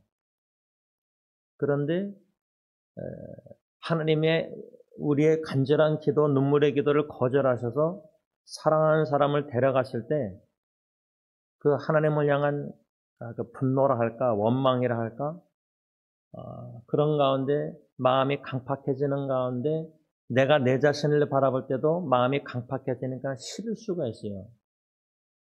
그렇게 하나님을 믿고 신뢰하던 자가 기도가 거절당했을 때 그 상실감이라 할까, 낭망이랄까, 절망이라 할까, 상처라 할까, 그래서 하나님이 왜 고통과 아픔을 주시느냐 답변 안 하셔도 됩니다. 그런데 제가 답변을 했어요. For me, 나의 경우는 첫 짝이 죽고 아기 정신질환 이런 가정의 어려운 위기 가운데 저도 간절히 기도했는데 살려달라고 했는데 기적적으로 사인했는데도 애가 안 죽고 기적적으로 수술이 잘 돼서 효과를 봐서 하나님이 살려주시는 것보다 사인인가 보다. 그런데 놔줬다가 죽었잖아요. 그렇죠? 그 기도응답 거절당했잖아요. 그렇게 간절히 울고 눈물 흘리고 통곡 예를 들자면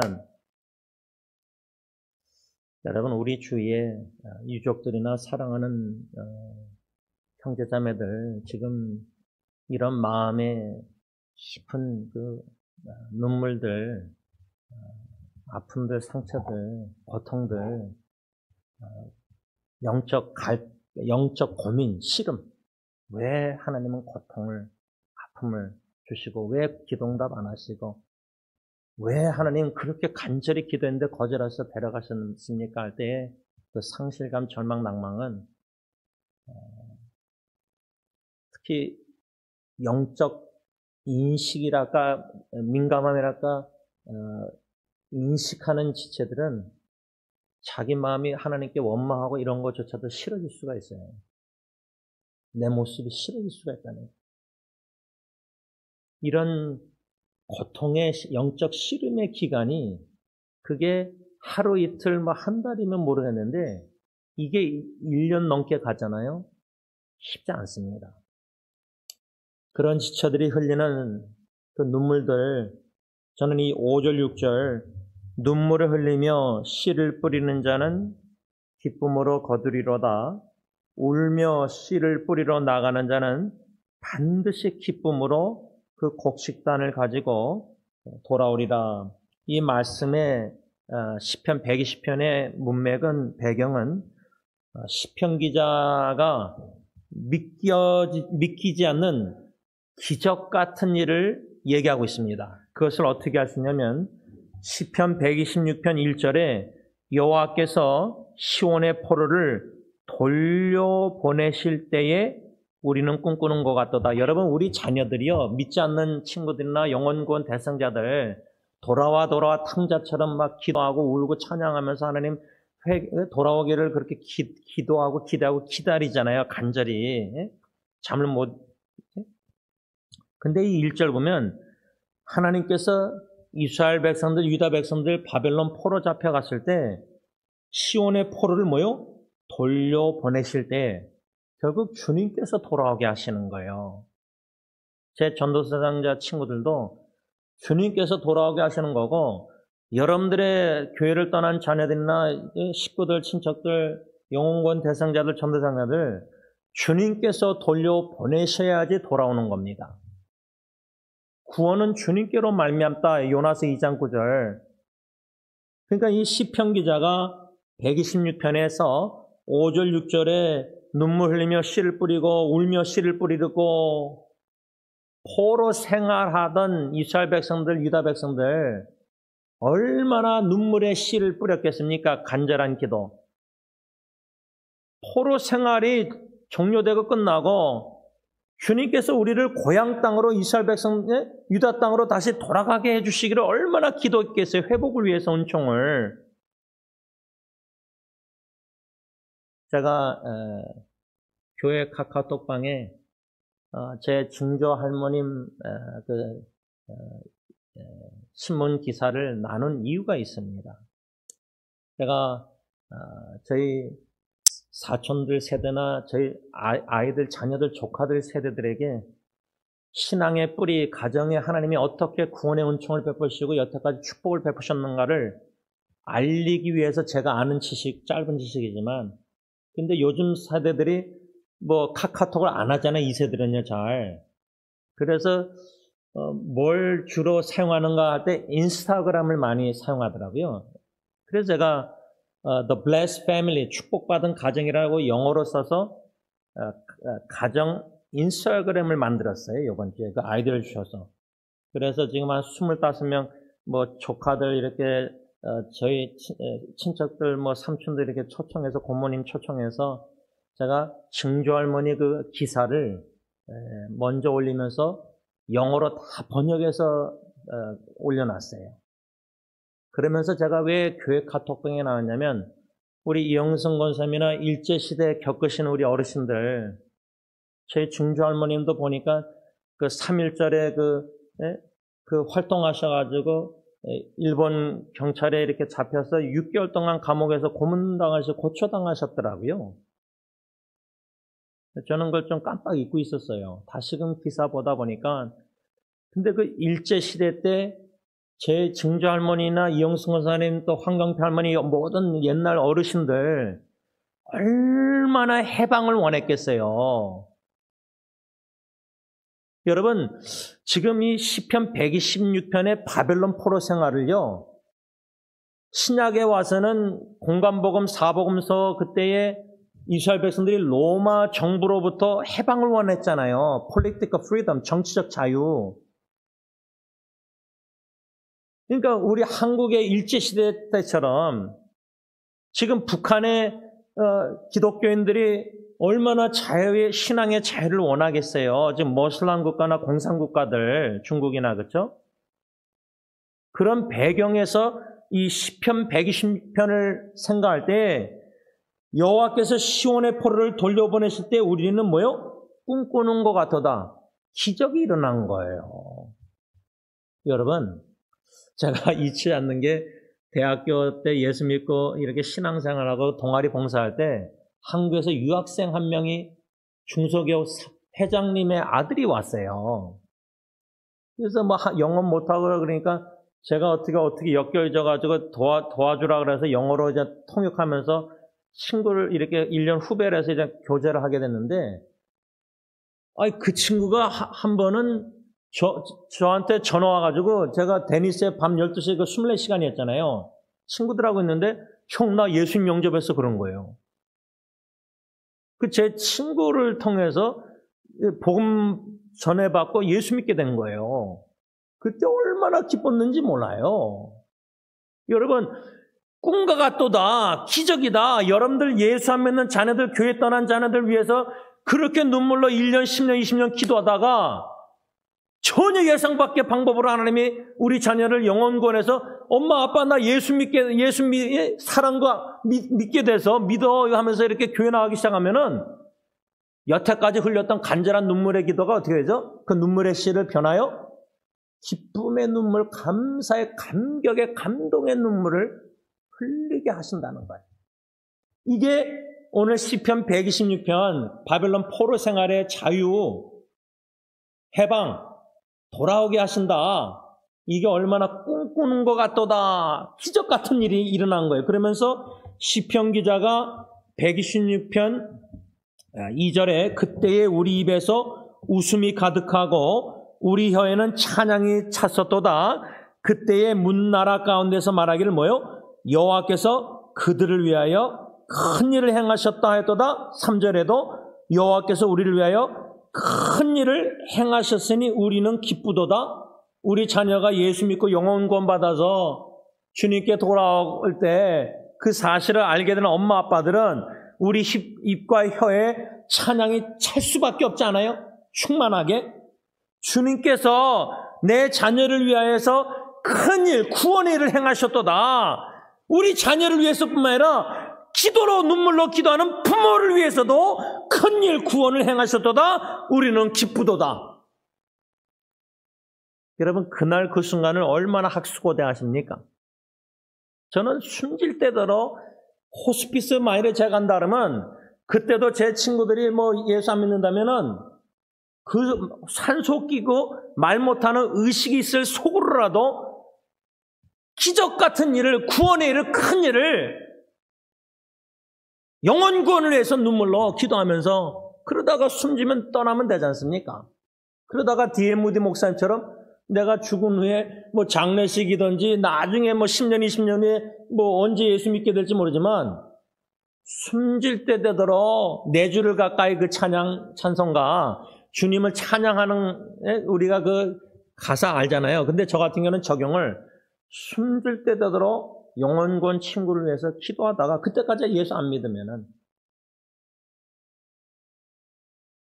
오늘 본문 에레미야 50장 4절 이 50장 말씀 배경은 하나님께서 에레미야를 통해서 바벨론 나라가 멸망당할 것이라는 경고의 메시지, 예언의 메시지를 하고 있는 겁니다. 그래서 바벨론이 멸망한다 이렇게 계속 말씀하는데 그 와중에 4절, 5절에 여호와의 말씀이라 그날 그때 이스라엘 자손이 돌아오며 유다 자손도 함께 돌아오되 그들이 울면서 그 길을 여러분 그 식양민 분들 있잖아요. 남한의 대한민국의 저희 할아버지 할머니 부모님은 저희 아버님 다 평양뿐이고 저희 장인어른은 죽기 전까지 북한을 가보고 싶으셨는데 황해도뿐이니까 남한으로 피난 오신 그 신앙민 분들이 정부에서 이렇게 일해가지고 북한의 이산가족 만나는 장면 여러분들 뉴스 보셨잖아요. 막 울면서 그 식탁 테이블에 앉아가지고 막 절하고 막 그냥 여러분 남북한 38선 갈라져서 식구들이 30년, 50년, 60년, 70년 떨어져 산다는 거예요. 그러다가 죽기 전에 한 번이라도 보고 죽고 싶어하는 그 심정들이 있잖아요. 배우자나 부모님들, 자녀들 다. 근데 못 보고 다 떠났잖아요. 많은 분들 죽었잖아요. 신앙민들. 그분들을 생각할 때 그날 그때에 이스라엘 자손이 돌아오며 유다 자손도 함께 돌아오되 그들이 울면서 그 길을 간다 할 때 남한과 북한이 실향민들이 만날 때 울면서 가서 만나서 헤어질 때는 얼마나 또 버스 막 손 흔들면서 울면서 헤어지겠어요. 그러니까 바벨론에서 70년 포로 생활하던 이스라엘 백성들 유다 자손들이 주님께서 돌아오게 하셔서 유다 땅으로 다시 돌아올 때에 울면서 그 길을 걸어가는 거야. 고향 땅으로 돌아가는 거.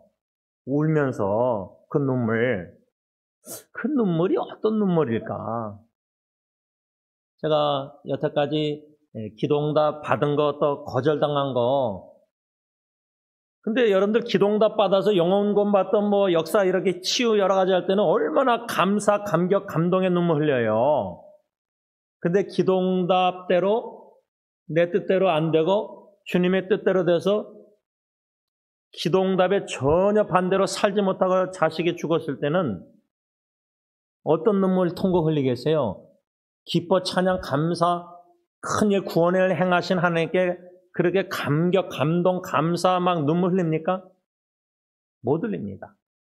몰라요. 저 같은 경우는 절대 못 흘렸습니다. 너무 슬펐습니다. 죽었기 때문에. 뭐 하나님 실망, 원망 그런 건 저 같은 경우는 생각도 나지도 못했고 그냥 저 죄 때문에 자식이 죽었다는 이런 생각 속에 죄책감 속에서 너무 괴로웠습니다. 괴로움의 아픔의 눈물이었습니다. 고통의 눈물이었습니다. 그런데요, 이 이스라엘 자손들, 유다 자손들이 바벨론에서 포로 생활에서 해방돼서 자유를 누려서 고향 땅으로 돌아갈 때 흘렸던 그 눈물은 무슨 눈물일까? 한 두 가지 눈물로 좀 생각할 수 있는데, 첫째는 죄에 대한 회개 눈물. 왜 포로 생활하게 됐습니까? 회개치 않은 죄 때문에 포로 생활하게 된 거 아니에요. 에레미야 선지자가 그렇게 회개하라 그렇게 바벨론 경고를 했는데도 거짓 선지자들의 말만 들었잖아요. 이스라엘 백성들이. 돌아올 때에 자유를 누리게 된 이스라엘 백성들, 유다 자손들 회개의 눈물을 흘리지 않았는가? 한 가지 더 중요한 것은 둘째로 어떤 눈물?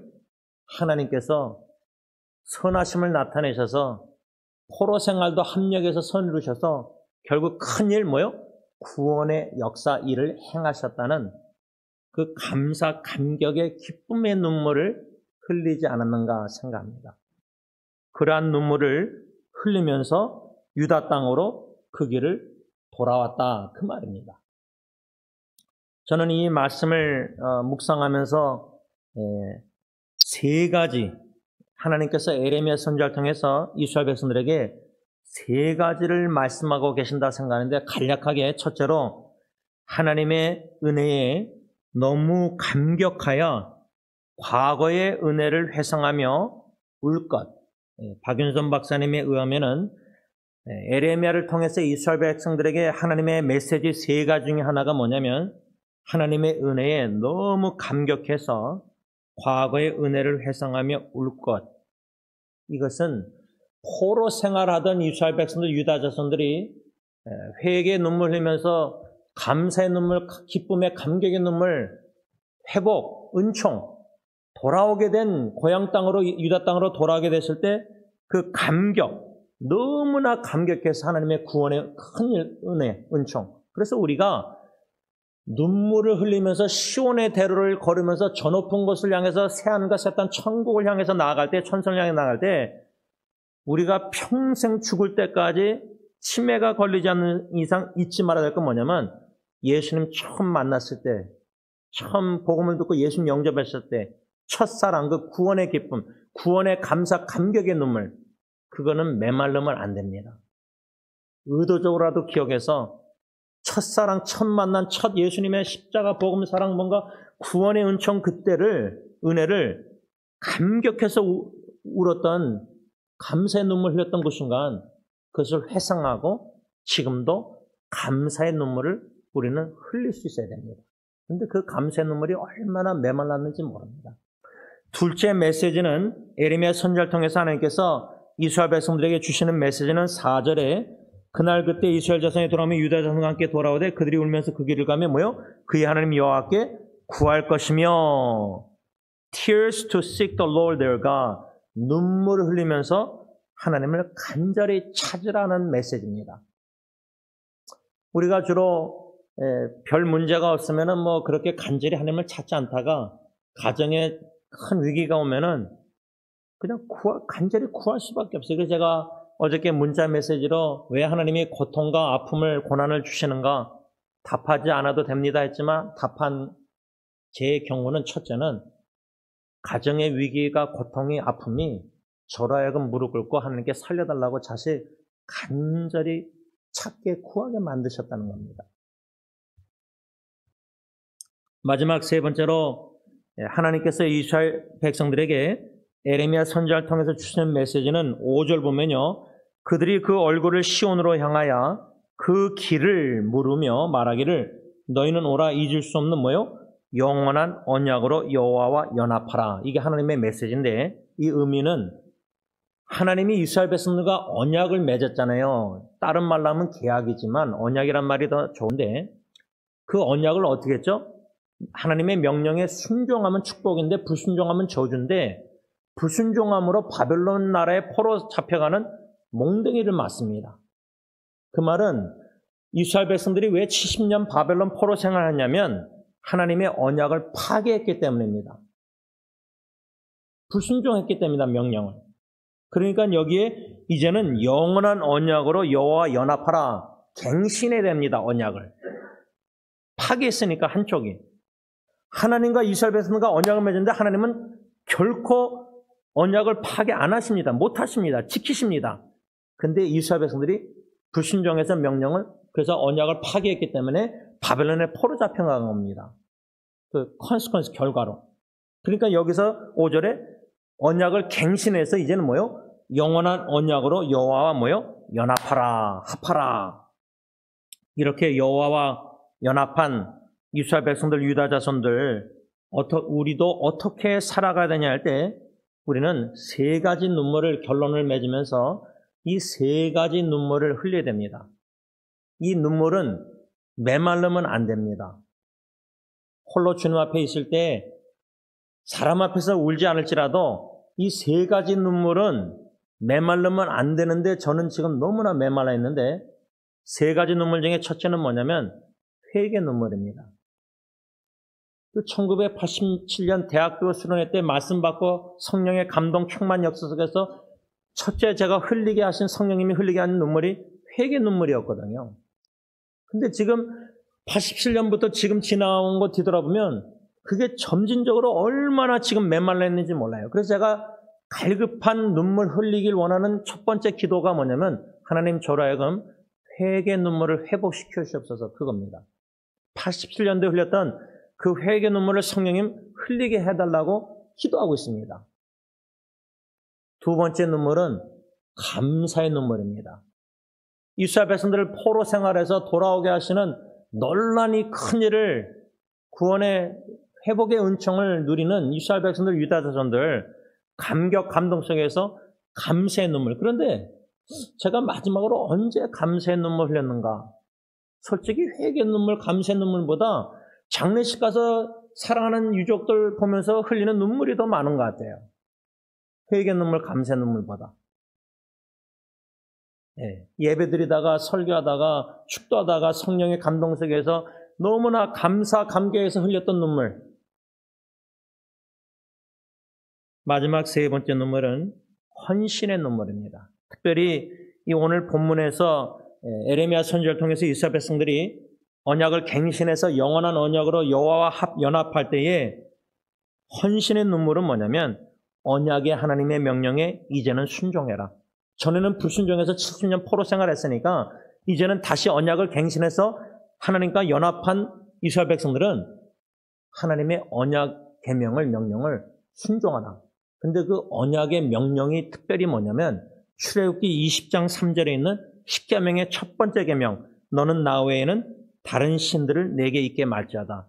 우상 숭배에 범하지 말라는 이 계명을 갱신하면서 언약을, 그 명령을 순종하는데 헌신의 눈물을 흘리라는 메시지입니다. 바라기는 저와 여러분들이 회개의 눈물을 흘리면서 감사의 눈물을 흘리면서 이 헌신의 눈물을 흘려서 영원한 언약, 그 계명을, 말씀을 순종하는 데 헌신해야 됩니다. 특별히 예수님의 이중계명대로 하나님을 사랑하고 이웃을 사랑하는 이 계명에 순종에 헌신해서 예수님이 죽은 나사로 그 동생 마리아 위로하러 온 유대인들 그 우시는 거 보시고 함께 우신 것처럼 저와 여러분도 예수님의 계명 이웃사랑에 순종해서 그런 사랑의 눈물을 흘릴 때에 반드시 그 눈물의 씨 뿌린 대로 거두게 하실 때에 기쁨의, 감사의, 감격의 눈물을 흘리게 하실 것입니다. 기도하겠습니다. 사랑해 주님, 전도 대상자들 생각할 때에 우리 마음이 냉랭해지고 매너리즘에 빠져서 습관적으로 기도하고 그렇게 갈급한 심령이 안 돼 있고 그들을 향한 간절한 눈물 찾는, 하나님을 찾는 그 눈물도 메마르고 사랑의 눈물도 메마르고 참 이렇게 광야 같은 이 세상에 분주하게 이것저것 살면서 봉사하고 섬긴다고 하지만은 주님과 일대일 관계에서 우리가 회개의 눈물과 감사의 눈물과 헌신의 눈물이 많이 메말르지 않나 생각합니다. 하나님이 이 눈물을 저부터 회복시켜 주시고 우리 성도님들에게도 은혜를 베푸셔서 이 세 가지 눈물을 흘리는 가운데 결국에 가서 헌신의 눈물 흘려서 예수님의 이중계명대로 하나님을 사랑함으로 눈물 흘리고 이웃을 사랑함으로 눈물 흘려서 그 눈물의 씨앗이 하나님의 때에 기쁨의 열매로 맺게 하심으로 말미암아 하나님의 영광을 보고 경험하면서 임재를 감사, 찬양, 경배를 영원히 주님께 올려드리게 하옵소서. 예수님의 이름으로 기도를 올리옵나이다. 아멘.